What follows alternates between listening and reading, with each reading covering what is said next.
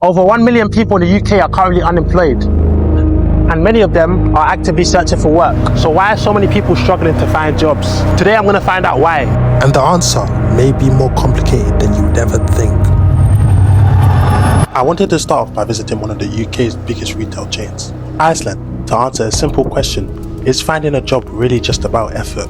A lot of people, including myself at times, can feel like job hunting becomes a humiliation ritual, filling out endless applications, hearing nothing back, and wondering if you're doing something wrong. So instead of sitting behind the screen, I decided to go straight to the employer to see if there's anything I could personally do to improve my chances. If we do it be advertised online, we don't take anything in store anymore. How comes? It's just to make it as fair as possible online. Okay. So there's no one I can speak to, like just... I'm current manager in store, and I have to relay that everything we do now is online. How long has it been like that for? How long have I been here? No, how long has it been online only for? A while, probably over a year, I would say. Over a year? Yeah. Alright, thank you. Sorry about that. Now I have to admit, I was surprised by her answer. I'd always assumed that many retailers still accepted CVs in person, but that clearly wasn't the case here. Instead, everything had moved online, and that immediately raised another question. If simply walking into a shop and showing initiative isn't enough anymore, then what actually gives someone the best chance of getting hired? This was only the beginning of my investigation. Over the course of the day, I'd speak to employers, visit the job centre, hear from recruitment experts, and meet people whose lives have been completely changed by unemployment. Because behind every statistic is a real person, and I wanted to understand what was really happening.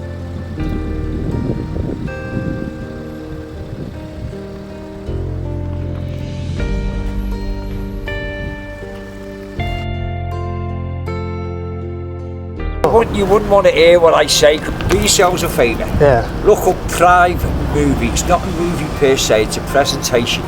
Why there's unemployment. What's... Look. Telling me, when was the last time you had a job?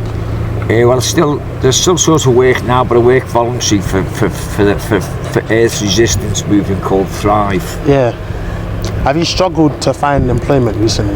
I've struggled all my life to find employment in my younger days, yes. Yeah, and for being from up north, and then I travelled from the north to Brixton in London, and that was deprived area too, Why do you think that may be? Why do you think it's so difficult? Why do you think it's so difficult? Well, the thing is, the rich look after the rich, and the poor, they don't want us to have anything. It's as simple as that. Yeah. Simple as that, brother. They just want to keep us just on a level. Look what happens today. Kids come out of school, what have they got? Nothing. They come straight out onto the streets, and they're wondering why there's so much crime. This generation of kids today are totally different. Yeah. Totally different. And not part of that is all the injections they get. You know what I mean? It's sad, it's sad. Do you think people aren't trying enough, or do you think that's not the issue? Well, I think people have given up. Okay. I think people have given up. I've just been in there, right, Iceland, right, okay? Yeah. I looked at a woman's shopping bill, right, okay? 162 quid. Ooh. She'd have got that for £100 6 months ago. You know what I mean? So payday, so you're working, right? Payday blues in one hand, out the other. What's the point in working? I do get that. Do you know what I mean? And I look at the kids that go into university. They're in 10, 20, 30 grand debt before they start. Africa's built, they're taking their fucking country back now. They're taking their country back. They're reversing what they've been trapped on all their life. Yeah. Do you want something to eat? I can get you something to food. Yeah, I'm going in there anyways, I'll just grab you something. Get us a cold coffee. Listen, do yourselves a favour. Watch Thrive movie 2014 I want to write it down YouTube. now. Right, watch it, lads, honestly. It is disturbing, but you lads will be up for it. Watch it all the way through. Don't get disturbed. Watch it through, all the way through. It'll enlighten you. But you'll see it's in purple. Okay, thank you, bro. All right, lads. Appreciate it. Sweet, brother. So as you heard, it's not that people aren't trying. People think others have just given up, and that was really true. I've almost given up multiple times in search for jobs and stuff like that. Lads, get the coffee. And it's been difficult. You gotta go? Yeah, listen, shaking hands. Good job what you're doing. Thank you. All right.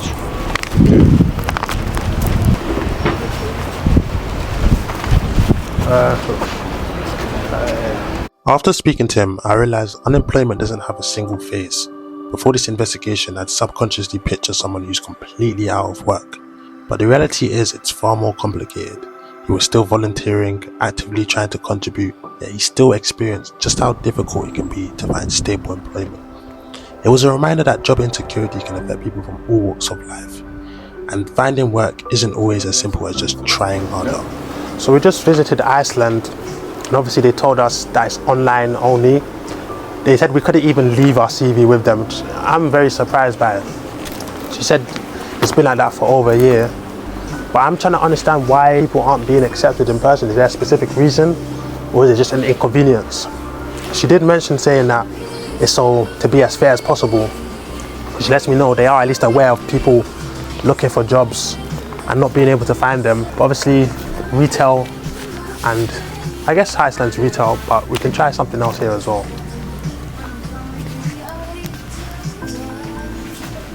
Sorry guys. Excuse me. Hello. I just was wondering if you guys are hiring. You'd have to speak it to the manager. He's Yes. at the front door. Yes. Am I able to leave my CV with anyone? Or Yeah, it would be him. which one is he? If you just head towards the front, I'll Yeah. let him know you're coming. Okay, perfect. Thank you. By this point, one thing had become pretty clear. Getting answers wasn't going to be as easy as I hoped. We weren't allowed to film inside the store, so for this segment, we had to be a little bit more discreet. But I still wanted to understand what the employers were seeing from their side of the hiring process. How many people were actually applying, what the businesses were looking for, and is there anything that applicants could do differently? Hello. I just spoke to the staff.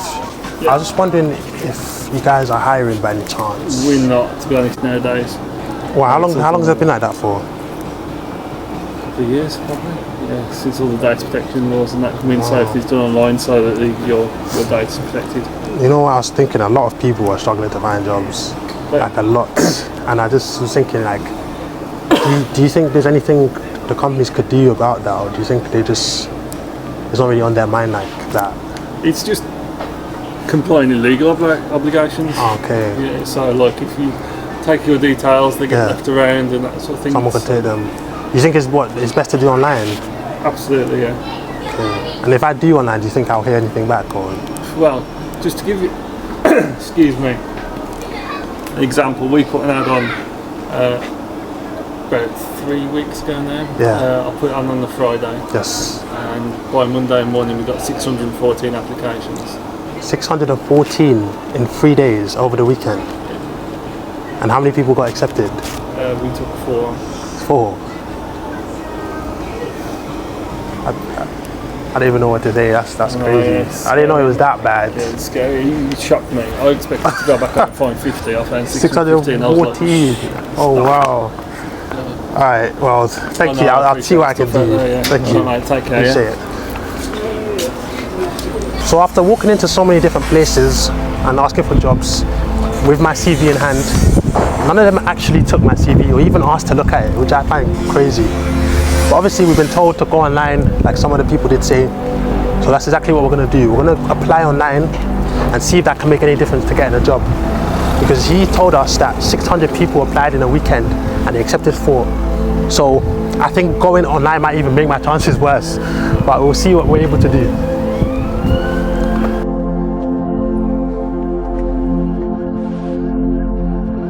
Hearing that 614 people applied for just 4 positions really put into perspective how competitive the job market can be. But it also got me thinking about something else. If there are hundreds of people applying for these roles, why are so many struggling to get to work?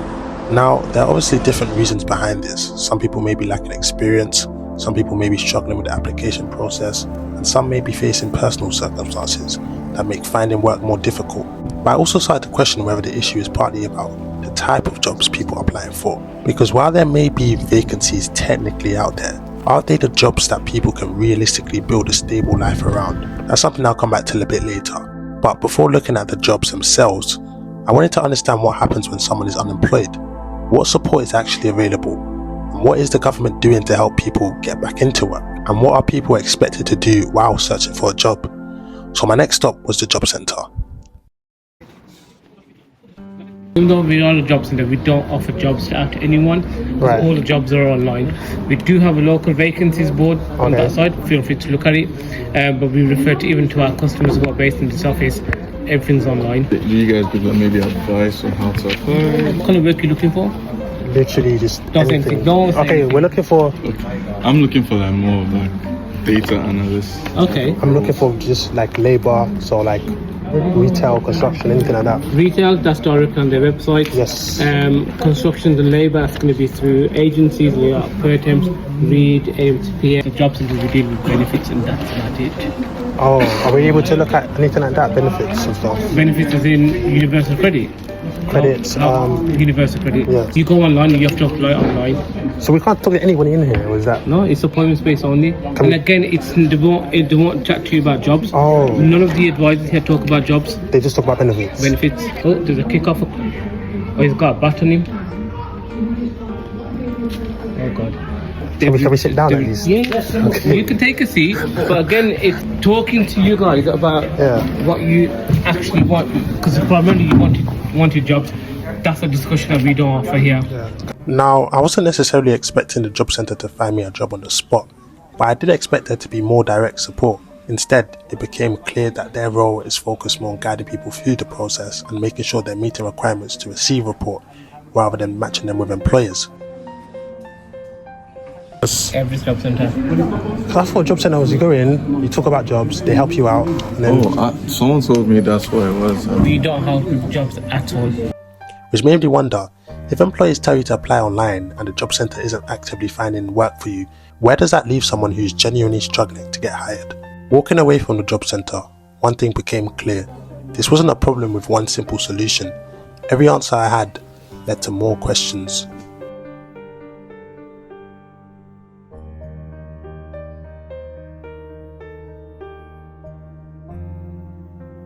And so I decided to take some initiative. So, after being told to apply online a million different times, that's exactly what I want to do, to see if that can honestly make a difference.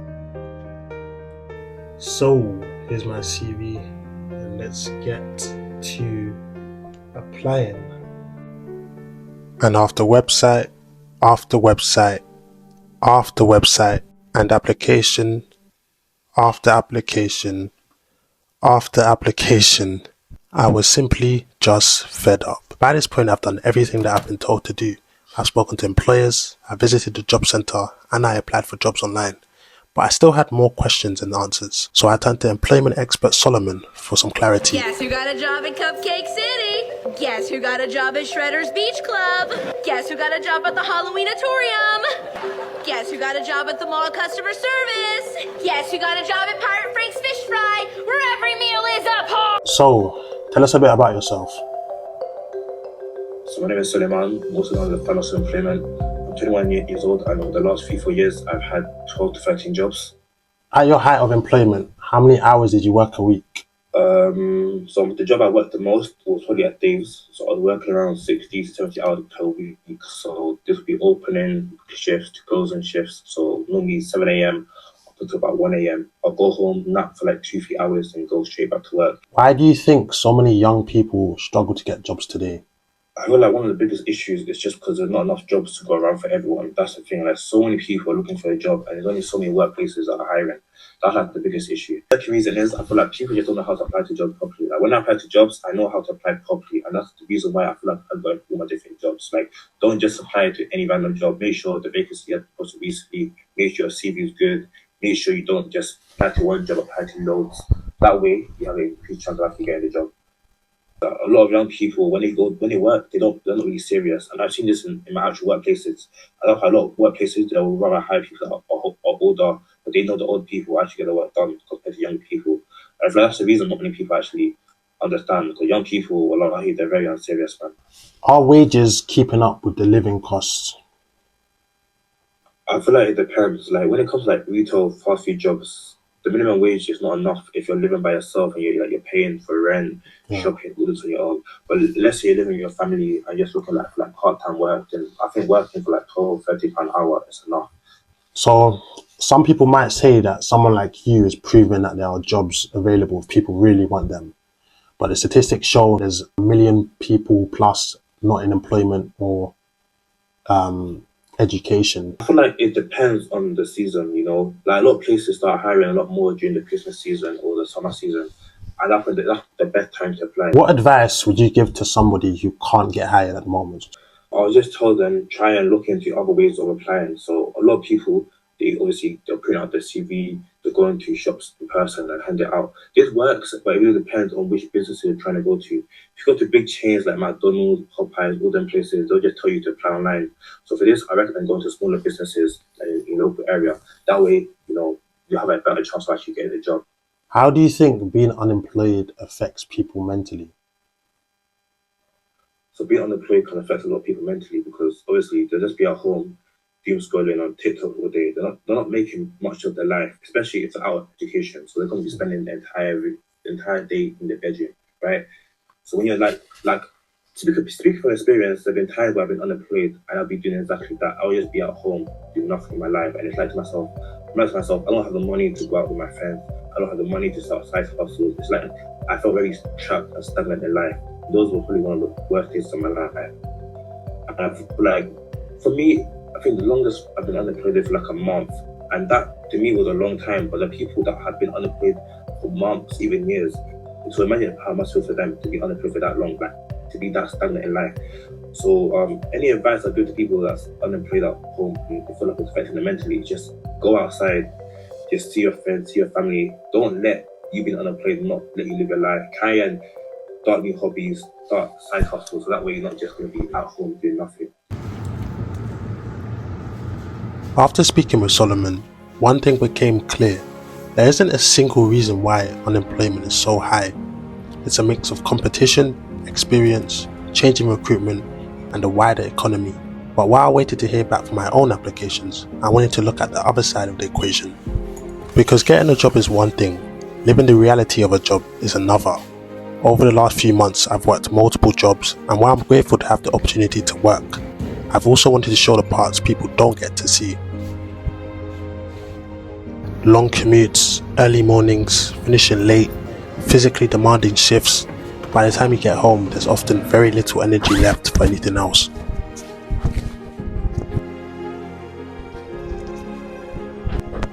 Cool, I'm running a bit late. Let's start our shift. And this is where I think the conversation around unemployment becomes more complicated. It's easy to say that jobs exist, but a more important question is whether those jobs provide enough stability and progression.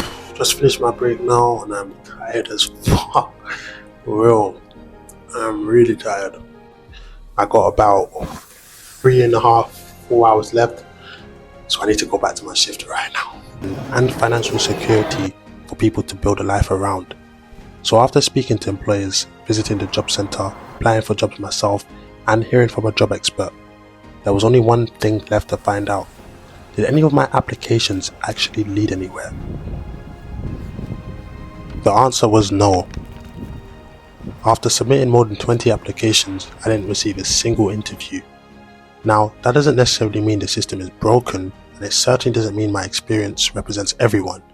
But after everything I've seen, it became clear that unemployment in the UK is far more complicated than people telling you to just get a job. Behind every application is a real person. Behind every statistic is a different story. And while there are people who do find work every day, there are so many others doing everything they're told to and still struggling to get that first opportunity. When I first started today, I thought the answer would be a very simple question. But after speaking to staff, employees, people looking for work, it's clear that there isn't one specific reason. It seems to be a bunch of different things that cause people to not be able to find jobs. It's a combination of factors, which is partly why it's so difficult. If you are currently looking for work, struggling to get your first opportunity, or feeling stuck in the process, just remember that you're not alone.